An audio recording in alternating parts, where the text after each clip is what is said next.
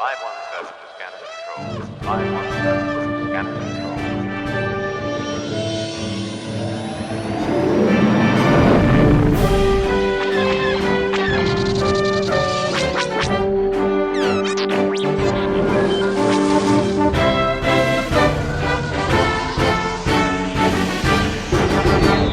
Hey, this is the Star Wars Squadrons podcast, season 2, episode 7. I'm your host, Time Bomb. You guys know that.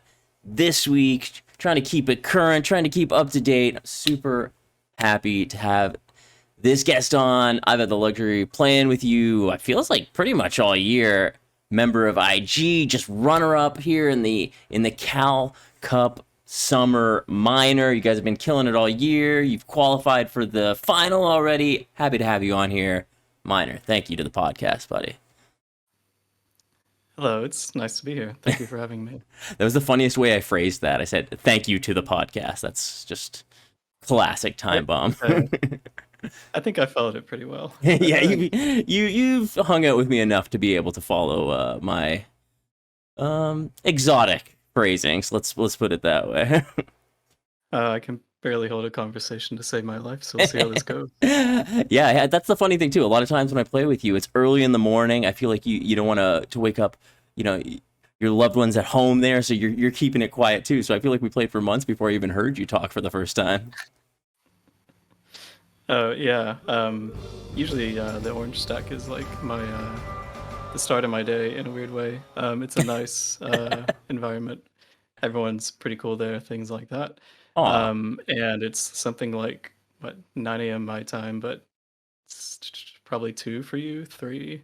I mean, yeah, Really? something weird for me for sure. I don't know how far you. Definitely, like I wake up. I'm an early bird, and we got a mix of people from all over the world. We play with the Australians a ton now too, even more than ever. They've always been up at that time too. We've all Orange Hours have joined forces now, so it's funny. It's a real stack war. Who can get the stack first, almost, and then you can dominate that time. Absolutely. Yeah. So let me ask you, when did you get into Squadrons? I feel like you were there for the beginning, but what's your background in both flight sim and Star Wars games? So for Flight Sim, I actually have relatively little experience. I would play things like some of the PS2 flight games and such. I played a little bit of Elite Dangerous, but I never got too terribly seriously into it. Star Wars games, I played a lot of them. I mean, you've probably heard this a million times now. A lot of them growing up. I was the Rogue Squadron type, not so much the TIE Fighter versus X-Wing or Hmm. things like that. Unfortunately, I still haven't played those, and I'd really like to. Um, but let's see, before Squadrons, I hadn't really played many video games, but of course you have the pandemic that comes along, and the country I'm currently in goes into lockdown. And the shining beacon of hope for me at that point was there was a new Star Wars flight game coming out, and I'm looking forward to this. That's that's Other than kind of that, different. So you weren't gaming very much until like Squadrons kind of was on the horizon, or through the pandemic, kind of. yeah, I actually had put down games for a long time. Hmm. Through college, I got very just, I suppose, worn out on them. It wasn't as fun as it had been. Hmm. I had played quite a bit of World of Warcraft and done some uh, raiding, and I'd been a raid leader at one point, and that was kind of my first experience managing a group. Um, but I think after about 2013 or 14, I just didn't have much interest in video games anymore. Hmm. And for the most part, outside of like playing League of Legends with friends casually, put it down for a very long time. I completely relate to that because I'm like 38, so I've had several periods. Like for the last 5 years, I've been gaming, but then for like 5 years before that, I didn't really game at all. And then for 5 years before that, I gamed pretty hard. But then for so I go on and off too. So I can completely understand that. That's funny that I mean, I feel like that has got to be common for a lot of people too, because of the pandemic. It definitely. I mean, I've been gaming with people who I've known for years, but I never really gamed with during the pandemic. So it makes sense that it would bring you back. So, Squadrons, you start playing it. When you started playing it, were you on console or PC? I picked up Squadrons maybe a week after launch. I was unemployed at the time because of the pandemic.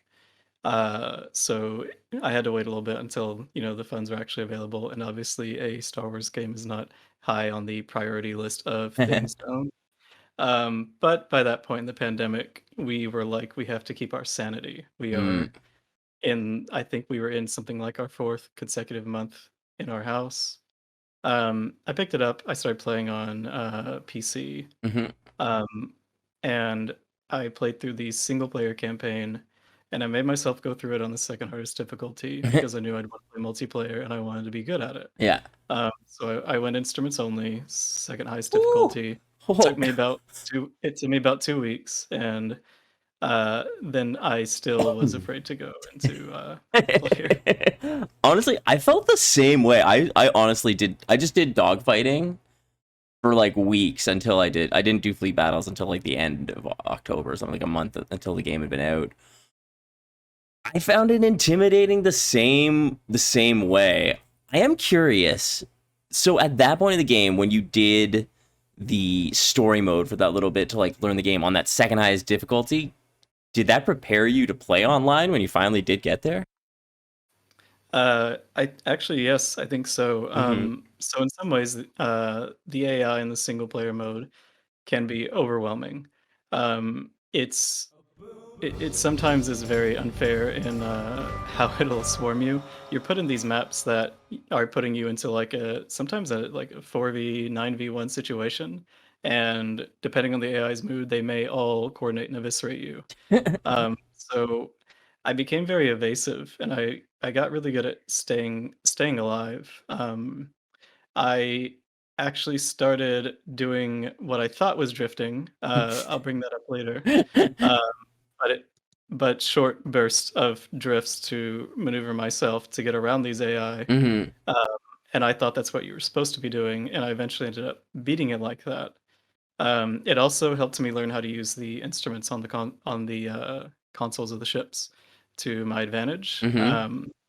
So sometimes I still, I'll still be in a TIE fighter and go like, ah, the MC-75, my home, and then get shot down like anybody else.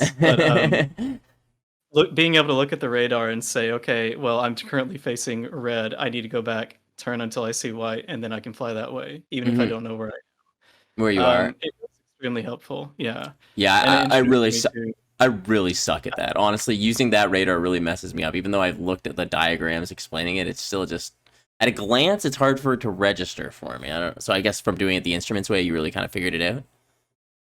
yeah, and the other thing I think the most beneficial thing was it taught me how to power manage. You can't survive single player without power management on that difficulty, Mm-hmm. especially managing your shields really, really well. It taught me that anytime I'm not under fire, I need to be recharging my shields. I Mm-hmm. need to be looking for cover if I need an opportunity to do it. It taught me how to use my environment, things like that. Mm-hmm. Um, that said, some of the some of the levels on that difficulty were still just a crapshoot trying to get through, but Classic yeah. video games. I mean, I'm kind of embarrassed to say that I've never played through the whole story mode. Like, I've got my HOTAS sitting here. That was my plan to play through it on the HOTAS to like learn HOTAS doing it. I just haven't done it. How did you start? Did you start controller or what was your con- I don't know what that's called. To start, how were you playing?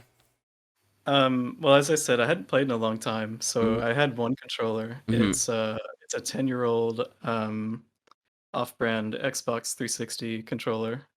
The up pitch on the right joystick doesn't work quite right. It goes dead after about halfway. So I played with that because I couldn't steer with the mouse and keyboard. I tried it for about 15 minutes and then decided it wasn't for me. Yeah, I've never played mouse and keyboard on any game, so it feels weird for me to make that switch, but I almost think it could be possible with Squadrons.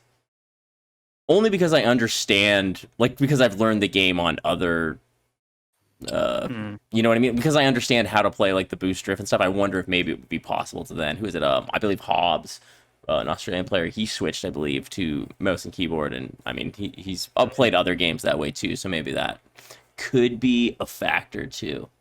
Um, So you've switched now from the controller, or have you gotten a new controller that doesn't have the drift issues? So I went to Hodos for a little bit, Uh-huh. um, and I found that I was able to be more evasive and maneuverable with my flying, which is great because Hmm. I'm not really a PK player anymore. Um, Not since shortly after joining the Imperial Guard have I played any sort of PK. I'm PvE, bomber, that sort of thing. But it really hurt my accuracy when I would need to turn and say help take down a target. And after about 2 months of trying to learn it, I decided to go back to controller, and now I have a what is this? This is a 8-bit do SN30 Pro Plus. It's like a Super Nintendo controller meta PlayStation controller, Hmm. and it's quite nice. I'm enjoying it. Yeah. Oh, was it? Maybe I'm misremembering this. Did you tell me you used? Uh, maybe it wasn't you. Someone told me that they used like the Nintendo controller. Was it you? Is that basically what that is? Like a Nintendo controller? Yeah, I'd used a Switch controller for a little while, and That's what it actually was. that Yes, you told me. Sorry, go on. yeah, it was an off-brand Switch controller. They printed a Bulbasaur on it and just kind of went to town with it. Really, really enjoyed it. I liked the additional two buttons. I mean, in a competitive environment, having those two buttons was, I mean, great. Uh, I'm unfortunately missing one button on this one, but it's still, good enough. Yeah. Yeah, I I did find Switch superior to the Xbox 360 for my personal taste. Interesting. Well, I mean, I use the Series 2. Having the extra buttons is key, but also you can like totally get away without having the extra buttons. There's, I mean, a lot of workarounds for it. You just, I mean, I feel like the biggest thing that you lose on a standard without the extra buttons is like targeting stuff. You may have to like sacrifice a targeting wheel or something like that, which I think Nathan, who we play with, he'll have kind of like teammates ping stuff to make it easier. I'll be like, hey, ping this for me because like it's so hard for him to do it basically. Yeah. So, okay, take me back too. When you were starting out in the game, you don't know anyone. You beat the story mode, and then you start to play online. How did you start to play it first, and then how did you find your way to Imperial Guard? So I started off as an A-wing pilot Mm-hmm. during the during what was basically the super buffed version of the meta we have right now with TIE bombers. Mm-hmm. They had some kind of ridiculous health haul, and uh, I was surprised to find that I was doing pretty well. I'm not usually a super competitive player. It's not my personality. I typically play games for the fun of it, but I kept playing and playing, and then I was like, okay, well, this season I'll hit Legend, and then I hit Legend, and I was like, oh, it's been like 2 days. So And this is like, uh, when was this? What point was that? I'm Operation sorry, I meant Two. Valiant. I hit or Operation One. I hit Valiant Mm-hmm. in Operation One. Oh yeah, that's right. My goal was Valiant. I hit Valiant in Operation One, and then I hit Legend. But before I did that, I started looking for a group to play with. Mm-hmm. I went to TAW first.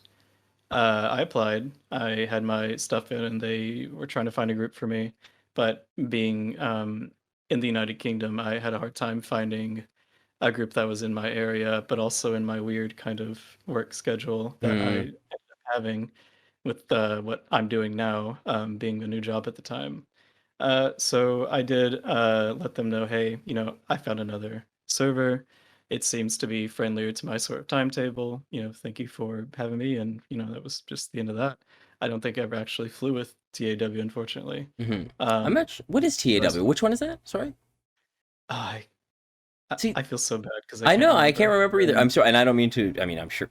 Tell us definitely give a shout out. But I mean, I've it's been just one of those so, ones. There's so so many. sorry. This is what I was really trying to say because at that point too, earlier in the game, like there was just a lot of different Mhm. discords, right? That you would be around, and like I remember, like I'm in like 30 now, but they're mostly like active ones or whatever now. But at that point, you would be in a bunch, and like they would have that exactly like you're saying, one day a week, maybe a few of them might be doing it. So it was like varying. So then basically, like you're saying, Yeah. you found a group that was more in your time.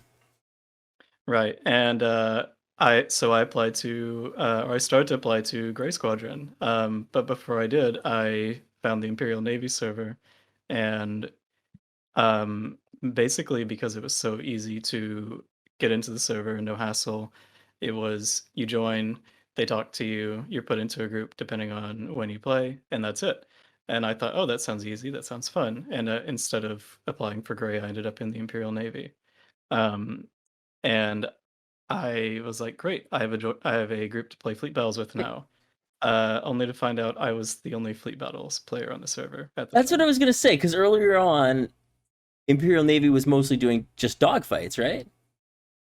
Right. So when I joined at the time, I was flying with we group our time zones and play times by basically what we call ISDs, and it's like a regional thing. So Mm-hmm.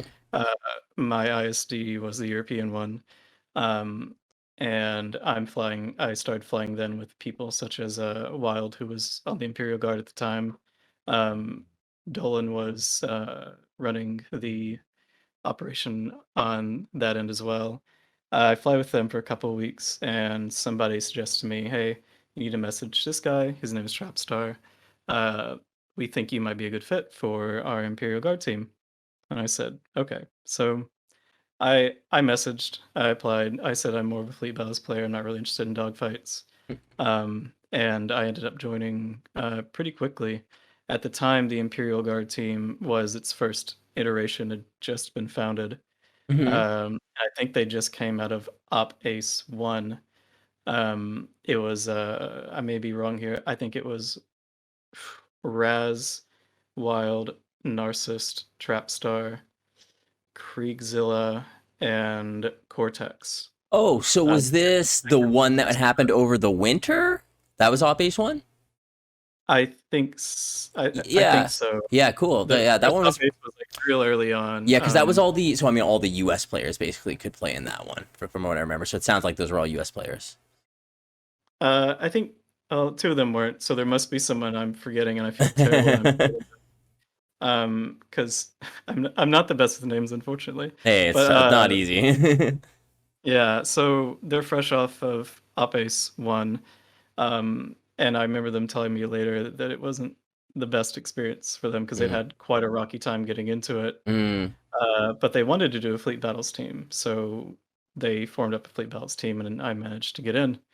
Uh, and we flew our first match in the SCL. Let's see, it was January 10th against Skull. Oh, nice. Okay, that's pretty cool. So you guys were in the SCL right away. We kind of missed that, so it's great that you. I mean, because clearly the team was kind of coming together as you were looking to, and like that's what it seems like. The Fleet Battle team was kind of forming at that time, and you were kind of getting in there, right? Like as SCL was kind of happening too, they would have had to apply a little bit before then, I think, if memory serves Right. correctly.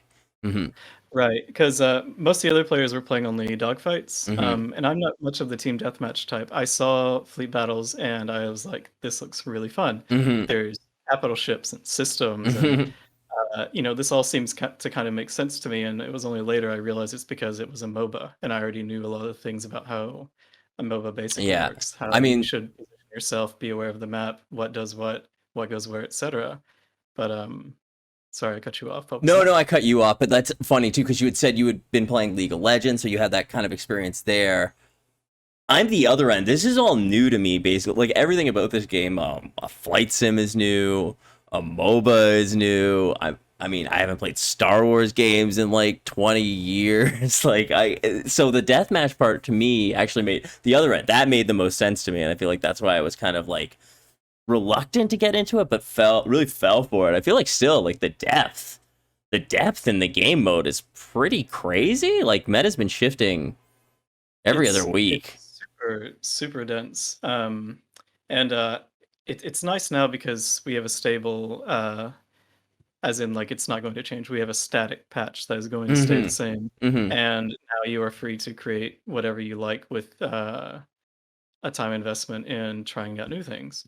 Um, and that wasn't something that was afforded to us through things like say SCL Season 1 with the weekly bi-weekly patches. Yeah, Um, I agree. Okay. Well, we kind of talked about it too earlier when like you were the A-wing main when they had more hull and everything. I hated that time of the game. I like right now oh my goodness. so much more. Like people want the game to be more PvP, but if that's what they mean, no, thank you, sir. No, that's Well, not what I want.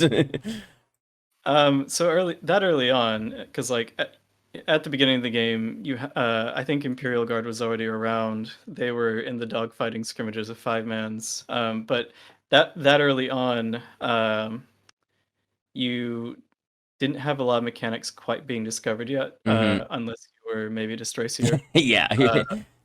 who was flying circles around all of us. So like I really benefited from people basically not knowing how to drift, not thinking about how to use a drift to turn yourself or to maneuver to get behind a target. Mhm. And I, you know, I felt like I was a great interceptor pilot. Um, and that's actually what I went into IG thinking I would be. And then people started learning to drift, and the flight model changed, Mhm. obviously, in the competitive scene. And with the new flight model, I was not prepared to track people like that. And Same. it's important to realize when you can't benefit your team in a certain role. Mhm. And I realized that, so I became a X-wing torpedo player and Y-wing on defense. Mhm. Um, and so, like early on in SCL, we kind of have like a day of infamy in our first SCL match. Skull versus IG SCL Week 1 on Galatan. It's our first match. We're eager. Everyone thinks it's going to be a very, very close match because both teams were very well regarded at the time in their skill, and we were just completely rolled over. It was very Oof. disheartening. Oh my god. Um, Yeah. we had, and it was really hard to go into. And for the first 4 weeks of SCL, we were trading wins and losses with teams that people thought we should beat easy. And I think that was kind of the point where Imperial Guard was written off, so to say. Ooh. After those first 4 weeks of SCL, they chose a new squad leader and they picked myself. Mm. And that's kind of where we started to look at how do we improve, how do we get better at the game without making it like having to drag people into work. Um, uh, so okay, I actually have a couple questions. Okay, because oh, go ahead. um, you had mentioned earlier that you had thought you understood how to drift. And this kind of comes up too with your saying when you switched, everyone kind of got to the next level of drifting. So I'm curious about that, how you found out, how you were drifting, and how you moved past it and learned. And then also, since you took over with IG, how did you guys kind of move forward? Because I feel like you guys were always a very strong team, but you definitely like turned a corner, and I feel like you got to that top tier of teams. So tell me about those two things, about how you learned about the drifting and how you with IG developed. So the drifting's a bit embarrassing. So I was doing this movement that I thought was drifting by simply tapping the drift button and changing my trajectory. All I was doing was using my drift to change my trajectory and quickly turn in order to like tail a target or go Mm-hmm. around a subsystem. Um, it was brought to my attention, I think, for the spring major or the yeah, I think it was the spring major. 2 days before the spring major, uh, I was watching one of Fincar's video, and he just casually mentions, hold the drift button, and I'm like, "Excuse me, what do you mean hold the drift button?" Um, and so I go into practice mode and I hold the drift button, and I'm like, "That's why I can't dead drift. It's because I'm stupid." So I I played the game for that long thinking I knew how to drift. I got to GA thinking I knew how to drift, but it turns out I was just kind of stopping myself really quickly and wasting energy. Well, you got So good that's the evasion drift skills story. clearly then, right? Like, like Um, sorry, what? I will. You weren't using your drift to evade, so you're just using like pure, evasion on with the stick. So like you have natural evasion skill, definitely. Like I rely so much on drifting for evasion. I do. I was doing both evasion at that time. I've honestly kind of slipped because the first Cal Cup I participated in, I think I had 6 deaths that weekend. Uh, but my playstyle's also changed. Mm-hmm. Now if I'm in a tie bomber, I'm totally willing to take the death if I'm going to get your shield gens. Mm-hmm. It's a Mm-hmm. different game. and Yeah, the stats don't matter as much. the game changes, the players change, so yeah, things do go along that way for sure. That and honestly, yeah, like you're saying you didn't realize so late. I mean, I literally blew Gonk's mind like just a week ago when I was like, I switched to APM like 3 weeks ago when I switched to PC or 4 weeks ago or whatever it was, but I wasn't doing it correctly where I was moving all of the power out of engines a lot of times. And I don't know why, like I understood it, but I just it didn't quite register that it wasn't that I needed it all out basically just because I was used to basic where you just hit it once rather than the two. Anyway, so Mhm. I broke him a little bit. He was just like, what? You don't understand. no. Like he just was like he broke down. I had to read. You know what happens, right? Like sometimes Right. I feel like in this game you can spend a lot of time not practicing the right things. I feel like I've made that mistake a lot. So I really try to spend my time better to make sure that I'm learning the right way or in this game now and understanding. So yeah, that's one thing that I think about that. So no shame in being wrong. The important thing is that you learned, and also you're a great player without realizing that for so long, which is hilarious. And then yes, the other question about IG. How did you once you took over? Kind of like, what do you think training wise that for other teams maybe listening, what they could take away from what you've learned to grow? So my profession is I'm a teacher, and I am trained to look at the long-term goal and what are the steps to accomplish this goal. What are the things my people need to learn in order to get to the point where they want to be? So in our case, um, I looked at the Cal Cup schedules, I looked at the tournaments, and I said, we can increase our placing in each tournament by every minor and major. And if we continue to do that into October, we have a very legitimate chance of winning that tournament. So I told the team, "Hey, we're gonna look at this in the long term. We can take quick victories now. We can do cutthroat stuff if we want, but that might burn us out, and that might cause more trouble than it would cause wins down the line." So we focused on being a team and a community and improving over time. So let me get my little book here. Let's see. So, the first winter minor, we placed top eight. We lost to the Randalorians. The next winter major, we placed top eight. We lose to Gas. Two very Okay, strong. yeah. Actually, I could bring these Time. up too. Looking at them. Hold on. Um, Let me put this over too. Yeah, I can see that one. I mean, you actually, so, interestingly, you went up against Skull Squadron too in the best of three round before that and won there too. Interesting that same matchup as the first week of we SEL. we did, and actually, the playoffs in SCL at the end of the season was a big turning point for us because we'd completely eaten dirt the first match of our SCL against Skull on Galatan. And so our first match for the play-ins in SCL was Skull, and it was honestly very intimidating. This is the team that had put us, basically in the ground. And if we could beat them, we felt that we could prove to ourselves we have progressed. This is, it was a very important game for us, not just for the tournament itself or for the league itself, but for morale.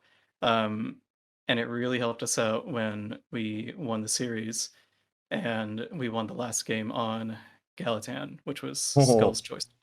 Hmm. I think as I think it was a mental move, um, and it was good for us, and it was another one of those things where it's like, look where we are, we've progressed. Same thing with these tournaments. We face Skull again. Uh, we managed to beat them, and then we get destroyed by Gas. We had one good game against Gas in that Hmm. tournament Hmm. on Nadiri. The plan at the time they were all in defenders, and the plan was, well, what if we force them to come into us and we all just play ICTY wings? Hmm. We lost that game, but we didn't lose it as badly as we did the next one. Yeah, I We feel like lost the next game hmm very bad.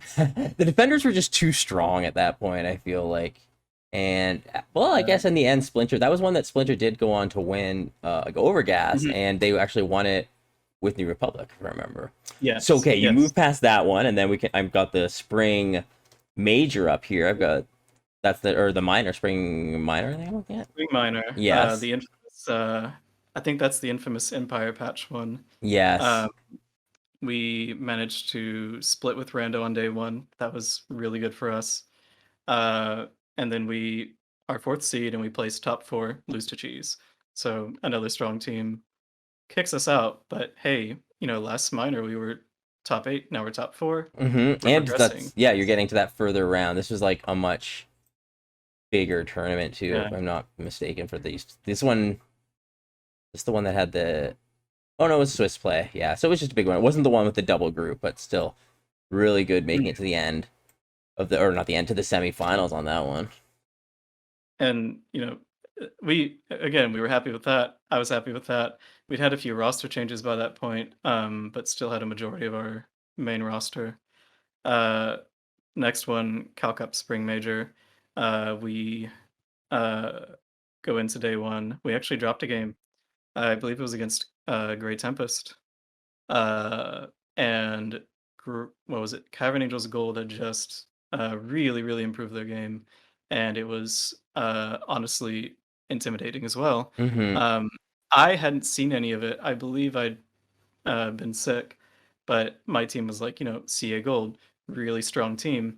Uh, we are probably going to take a loss there too. So going through the matches, and we were happy to pull a win out there and kind of prove that to ourselves as well. Mm-hmm. Um, then with and especially as Krieg just said, splitting with Tempest was kind of it was our first game of the day, and it kind of made us go, whoa, whoa, how are we playing? What's going on? Yeah, those I first think that's games are honestly crazy. Like for me, anyways, it always feels like we get the toughest team for that first game. Like we've gotten randos twice, we've gotten Splinter, we've got like it's just tough. Every tournament start hut, I think once or buddy. So yeah, we have a running joke with Remnant that we keep getting put up against each other so that we can't have the glorious Imperial Guard Remnant finals. yeah, it just won't happen, eh? We always encounter Remnant in the semis or the quarters. At this point, Oh, this was the we really tournament frustrate the actually. admin. This spring major, or yeah, the spring major. This was the one you guys were on opposite sides of the bracket because they had the one Mhm. seed and you had the two seed in that one. That's pretty funny. That was the one it could have happened. It could have. It could have. We were actually talking about it the whole time. Mm-hmm. Uh, I mean, obviously, both of us have this similar attitude and how seriously we approach the game and stuff. It's good to be competitive, but you don't want to be corporate, like I suppose. Mm-hmm. Um, Mm-hmm. and yeah, we were both very disappointed in one another that we didn't make the glorious finals happen, but maybe someday. Oh man, I Um, just Remnant, another team too. I just shout out to them because they have been right there all year. Like they so many times, you know what I mean? They've just been a game away. right. So many times. So like shout out to them being so close. Sorry. So Uh, yeah, and this is the one that you had Gray Hellporks actually in your first best of three. Yes, and Grey Porgs is another one that's I think they often get overlooked. Mm-hmm. They're a very impressive team. They've Yeah. been working on themselves much like we have, and they've progressed quite a bit since the game's inception. But I think it's easy to, with any team, be overlooked when you're doing a slow burn, um, because something our team internally often will be like, I suppose mildly frustrated with is when people don't remember who we are, or people forget to mention us. In Mm-hmm. fact, all the casters in the last tournament thought we were a new team, and we were all like, "This is a meme at this point." I But again, we always seem to yeah. be I guess, not necessarily the victim in like a bad sense, but just like an unintentional victim of a hype train at the time because Mm-hmm. it was Gas and then Splinter and then Rando, and now it's CA Gold. Which is obviously these Yeah. teams are well deserved, but the fast burn is going to Yeah. be I, people I, who are performing really well at that point are gonna be more popular. That's just how it mm-hmm. is. No I one's mean, gonna really be paying attention to our progress because it's been a slow crawl. but I mean, again, right? Like again, second semifinals in a row this time too. In this tournament, against you match up with Splinter there going out this direction. I mean, Right, and you'll notice we don't necessarily ever trade blows with people when we get knocked out. We just get knocked out. Um, every time. holding true to form. It's the only consistency in the Imperial Guard, I would say. Uh, so yes, we get knocked out by Splinter, but we secure our invite. We're top 4. Mm-hmm. Uh, and again, this is a huge relief. We've got our invite. We don't have to worry about if something happens in the future tournaments, if people get sick, things like that. Mm-hmm. Uh, we have it, and we can go into the next tournament with our goal on second place or first. That's pretty. So yeah, I mean, getting that spot. I mean, it was pretty close. Again, it was pretty close in there. Like it could have, like getting semis really made the difference. Whoever, I think it was pretty much there between you and Remnant. Or if I'm not mistaken, it was very close with that. If one of you guys had gotten semis and the other one not, then I think it may have swung another way.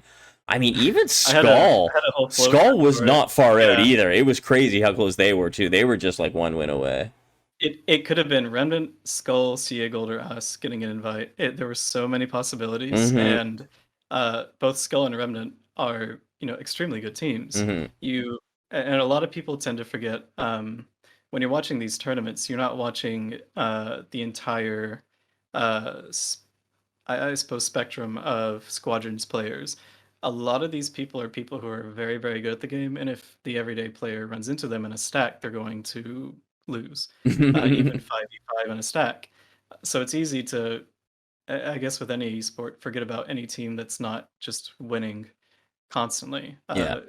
I think it's important to recognize that, Skull, Remnant, great teams, great players. Zultry and Zastra, Zultry on Rancor, of course, both extremely evasive, very good pilots, and they have a very firm position on not using multi-drifting, which is fine. That is a decision, and they play extremely well with it. So again, that's an additional respect that they should have, I think. But yeah, my little tangent there, I suppose. No, I think that's a great point to consider. Like that, all of these teams that you bring so much to the table. I mean, I'm bummed that the tournaments aren't growing and more teams aren't entering, because I know it's got that one side where you're like, teams don't want to enter because they're gonna get beat by like by the IGs, right? Like I mean, but you're not gonna get better unless you play them. I don't know. That's a big thing for Orange. Like we're trying to progress past that, that first round. We're so close. We just want to make the same thing. We're small steps. We're trying to push. Taking a game off a team is a big step for us, but getting the reps in for a day, like against all the best teams, it does more for you than a month of playing, right? Like doing those tournaments and getting those reps in, you really do progress as a player more there, and see where you need to progress more for the next tournament. Absolutely, and like you said, taking a game off a team, Hut Cartel taking a game off the Randalorians, I believe in that same tournament, huge, because Hut Cartel gets the Randalorians every time. They really do. And the Randalorians had 2-0'd them every time. So when we saw when we were waiting on the matches to end and we were checking, and then we saw Hut Cartel Randalorians 1-1, we lost our minds because we were happy for Hut Cartel, and that's another team that they're definitely. Definitely, they're such an overlooked team, and they've of all the teams, there's a few teams who've had some really rough tournament luck. Hut is one of those teams where like literally they were on the bubble and tied, and just like they had every tiebreaker go against them. So they're I was so happy for them to get that game, and just that was their best placing too, because they were right there, like they were right there too. So great to see theirs finish. And I think we talked about it before. The minors are a great place for new teams. It's a smaller tournament. It's meant to be the place for an upset to happen, especially this last one. Oh yeah, because I know I told you it's a best of one. So if you're a higher level team than your opponent, if they take a game off you, it's a little more crushing than losing to somebody at your level. But it's also a great opportunity for teams who are looking to push themselves past being seen as a certain point to do so. This would be a great tournament for new teams to try out if they've been playing in, say, Cadet Cup, and they want to try and transition into Cal Cup, SCL, things like that. Yeah, go to a minor. You can go to a major as well, but the minor is, I think, in my opinion, far more easy for a team on the threshold of going up in one of the tier lists that people make to do so. And Uh, the just like you said, the format having just one faction, like team. I mean, there's a lot of strong teams, strong New Republic games from a lot of different teams, but I feel more confident. A lot of teams feel more confident with Empire. There's still a little bit the higher DPS. There's just advantages to it that if you play right, you can feel a little more confident with it. So I kind of lost where I was going with that. oh, you're fine.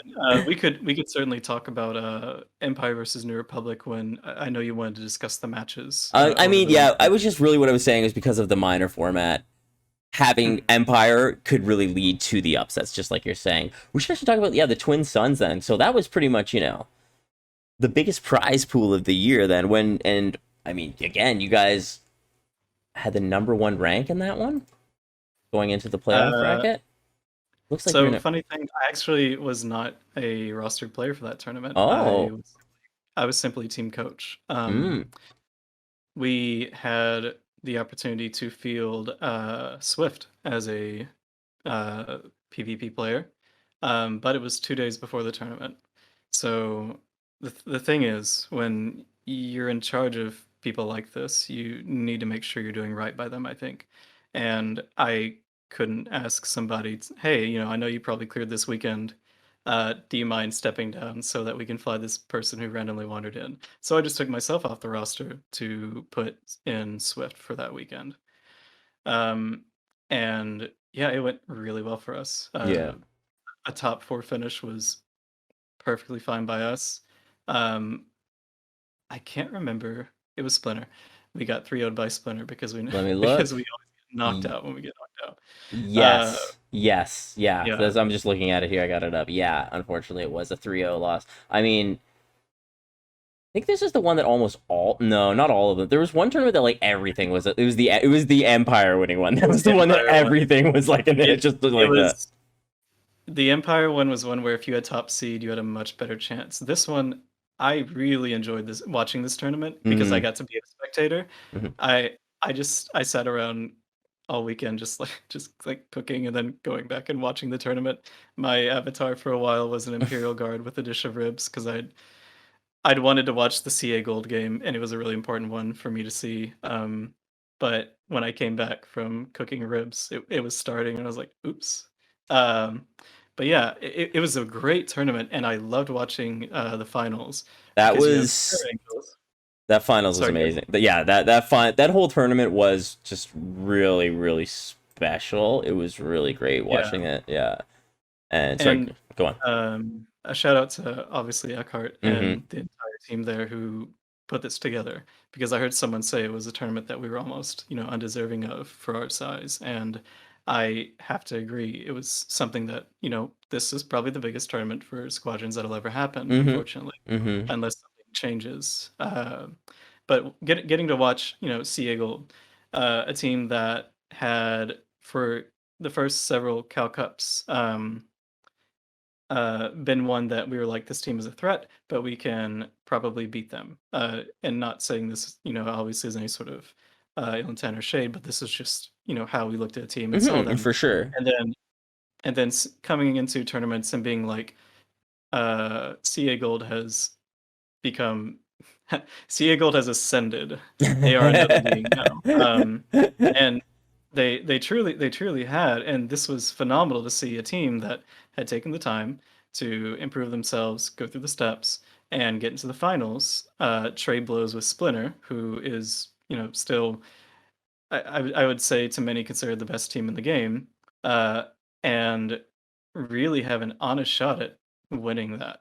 Mm-hmm. Um, They were I mean, that whole run on the play, I mean, they had to go through randos, then cheese to get to oh, and of course in the first round to even get the chance at randos, they have of course first had to go through Orange Squadron on that day. Of course, somehow they managed to get that, and then yeah, I to get to Splinter, that those games were awesome. They were right there. They had the game up too. It was, It I was mean, so good. It was yeah, so hype. I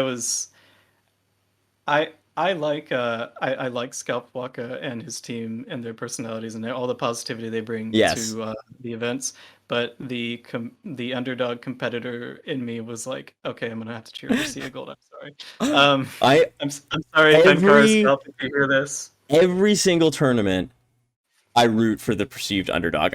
Every single one. Like it's just always the way I am. I don't know if it's like my personality, but I just every time I want the underdog to win each tournament. Yeah, yeah. Hmm. It was hard not to. Hmm. It was such a good series of games. Hmm. I don't remember how the last two went, but I just remember watching the well, it was 1-0, 1-1, 2-1, 2-2, and it's just Hmm. like, oh my God, this is intense. This is So crazy.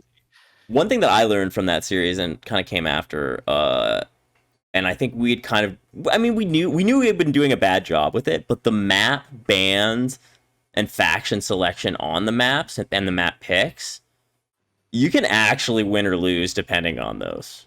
I didn't see it Yeah. until afterwards with Splinter, kind of the way that they rode those choices and how they put out that doc afterwards. It's a So huge factor. What are your thoughts on that? I believe it was Hadu had a discussion with Scalp Waka after the tournament. Something I really like about Scalp Waka as a player is he's always willing to share information after tournaments and such. Things aren't, kept closely guarded secrets. You aren't, your response, the response you get back from your question isn't like, a smile emoji or something. It's Hmm. a discussion and, honest criticism. Um, so Splinter made excellent use of map picks and bans against their opponents. They made extremely good use of Xavian Abyss, in fact. They seem to have Xavian Abyss at the optimal time in their matchups, and given that it was still in play at the time, it was a New Republic favored map. They used it really, really well. Um, and against us as well, they used a map against us that we were very comfortable on, Nadiri Dockyards, and they were ready for us. Mm. They hadn't just planned for the team, because I thought, wow, they took the time to create a strategy that worked specifically against our team. But in discussion with Scalpwalker, he said it was more like we took the time to learn this map, learn its quirks, learn what is the best way to approach this map individually, and that's what carried us through. And going back and watching that, I agree with his statement now. I see that it was more to play the map, not just the team, and especially Nadiri, one that has to be played. You're not when you play Nadiri, it's kind of a 1v1v1 because both teams are kind of fighting Nadiri dockyards as they go in. It's man. I was through man versus man versus himself, man versus environment. It's all there on the Nadiri Dockers, Oh, there. right? I love Nadiri for that reason that it actually brings very different strategies. Just in the SCL week of Nadiri, you saw freaking Yeah, A wings come out, like you saw everything, like a very, the two yeah, bomber, two X wing, or two defender support standard. You see that straight from a lot more there. I like that. yeah. Because with Yevon and Nadiri, you get very different play styles from the ordinary. Hmm. Yeah, so fast paced. The flips happen so quickly. You have to get in and get your damage, and you have to sit on the farmers, or you're not going to have enough time to do anything. Nadiri dockyards, you have to engage people. You have to make sure that you're flexible enough to try and get some PK to kill the raider at the right time, and to still manage some AI farm because the offenses are so long if you can't do it correctly. I'm sure I'm missing something there, but I'm just talking off the top of my head. Whereas like Sasubo, Essless, and Vostar, while they do differ a little bit, they're mostly uh, mostly similar approaches, save like how you approach the capital ship. Hmm.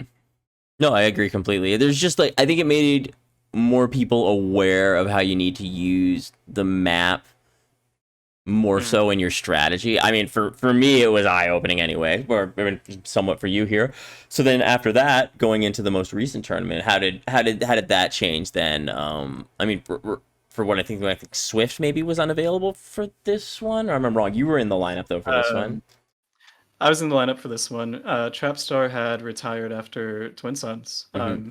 the original squad leader for IG. Hmm. Uh, so I'm on our roster of seven is at that time Swift, Pod, Narcissist, Luma, Krieg, Dynasty, myself. Did I get everyone?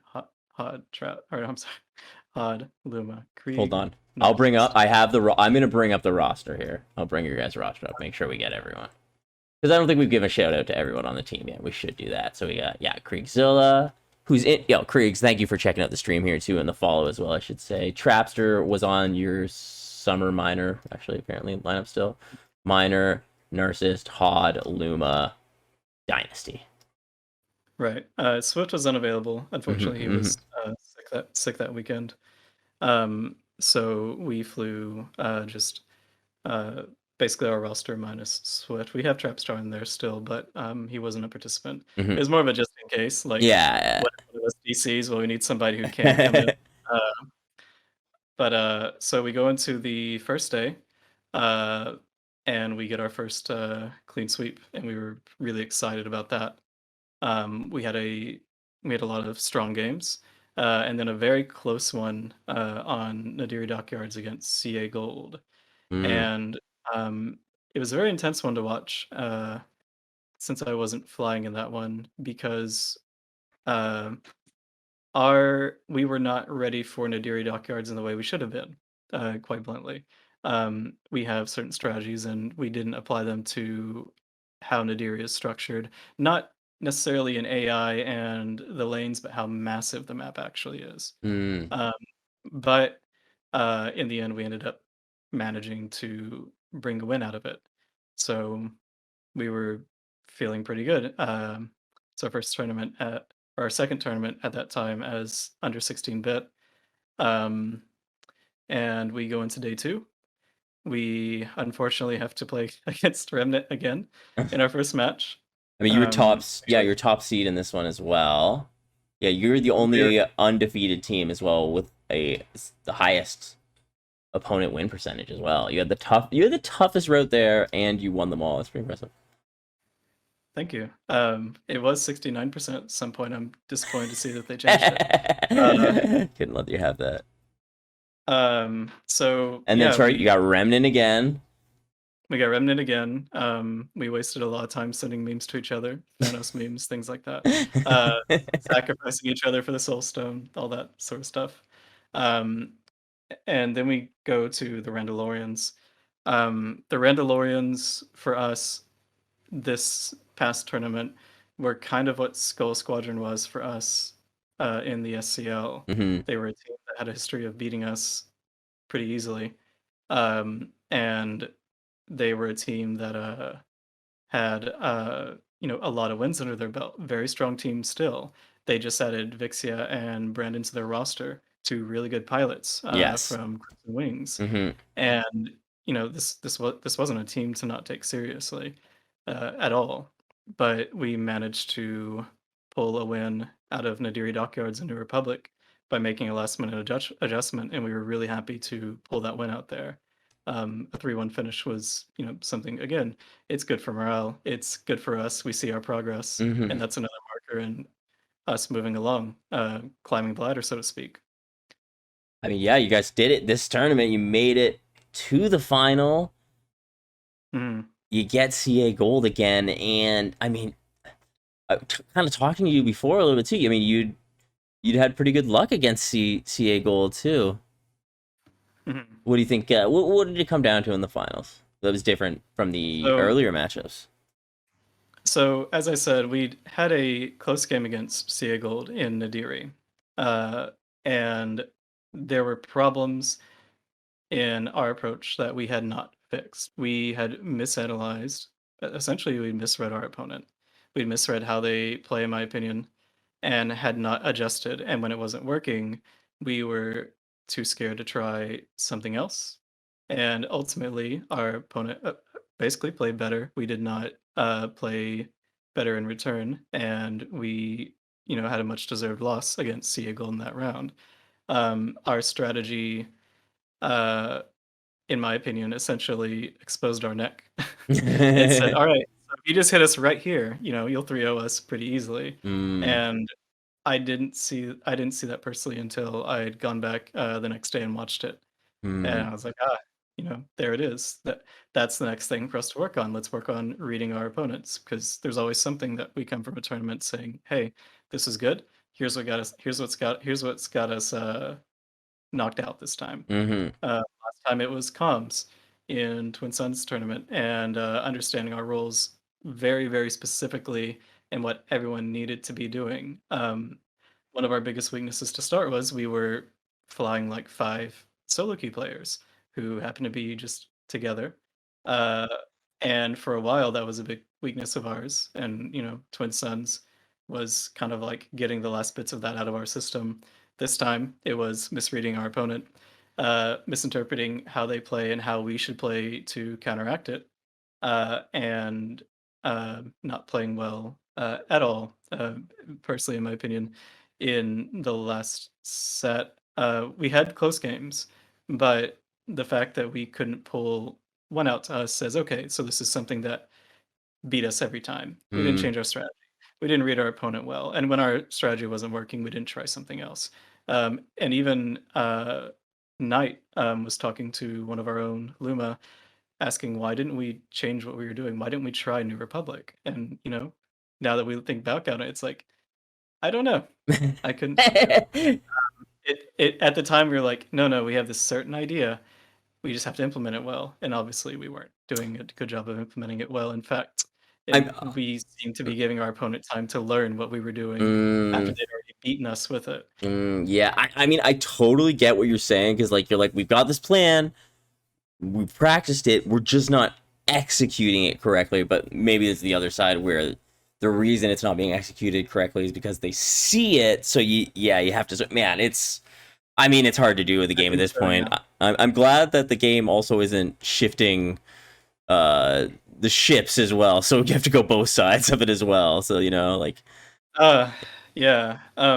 We actually had a really fun strategy just before the Empire patch hit. Um, you remember when it was the same patch where they nerfed Cloak, right? yeah. So we had a strategy for our cheese game, and our strategy was double support 3 TIE bombers.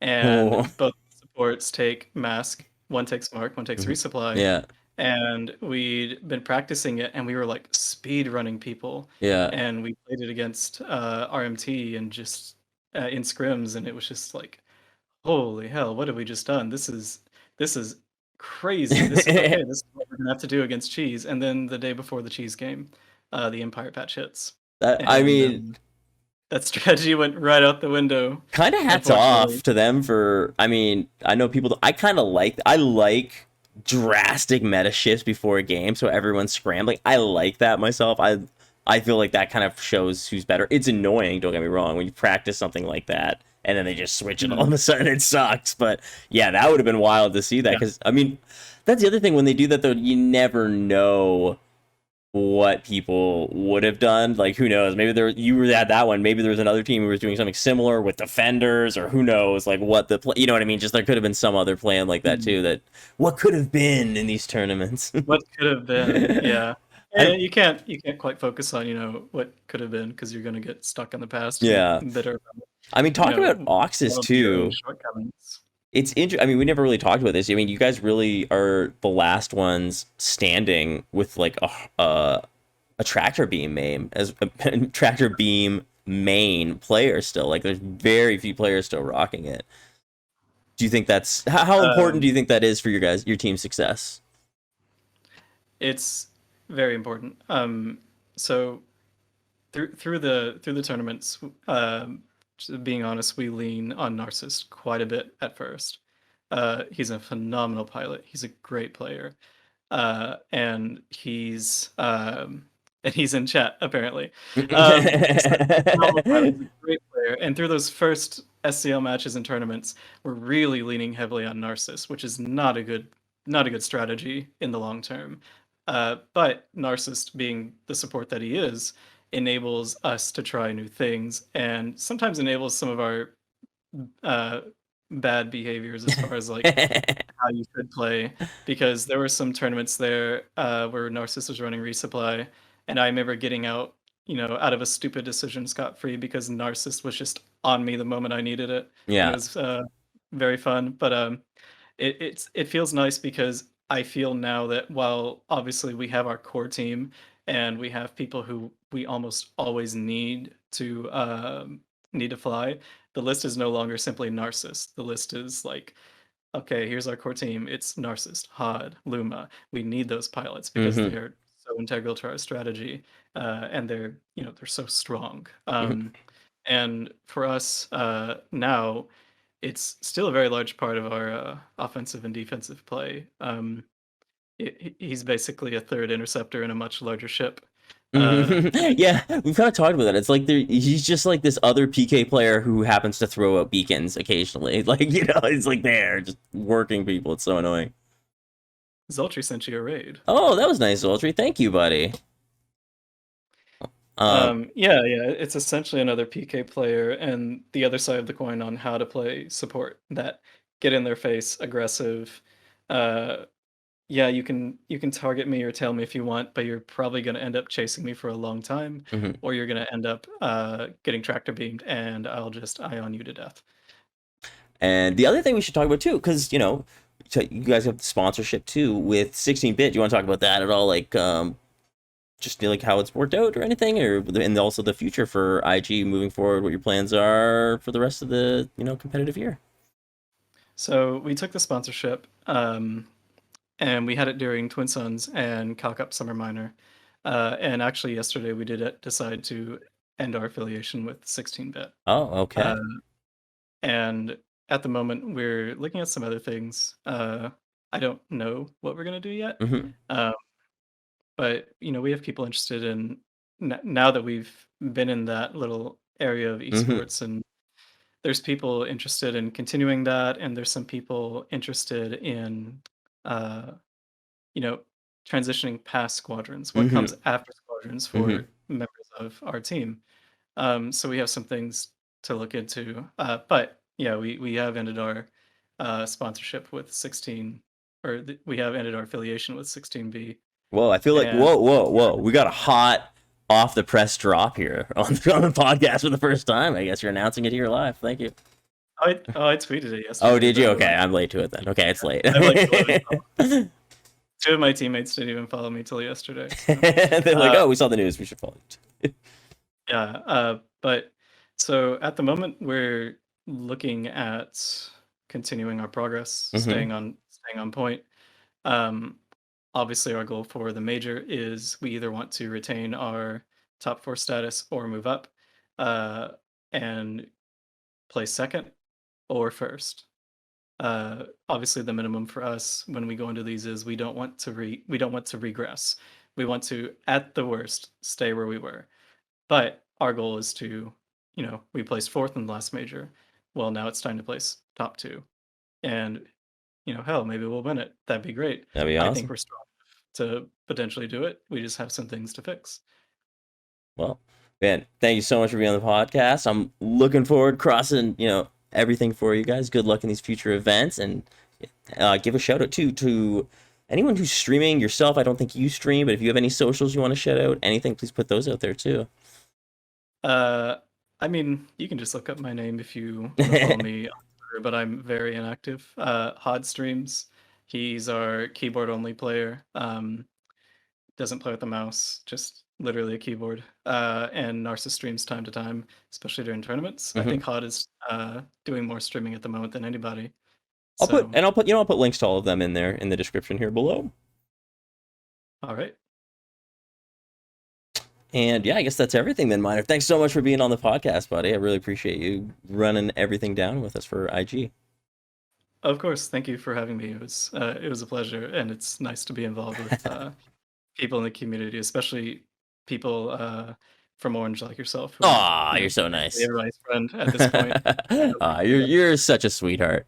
And thank you again for coming on. And thank you everyone for checking out the live stream and the podcast. And we'll see you next time. I'm on the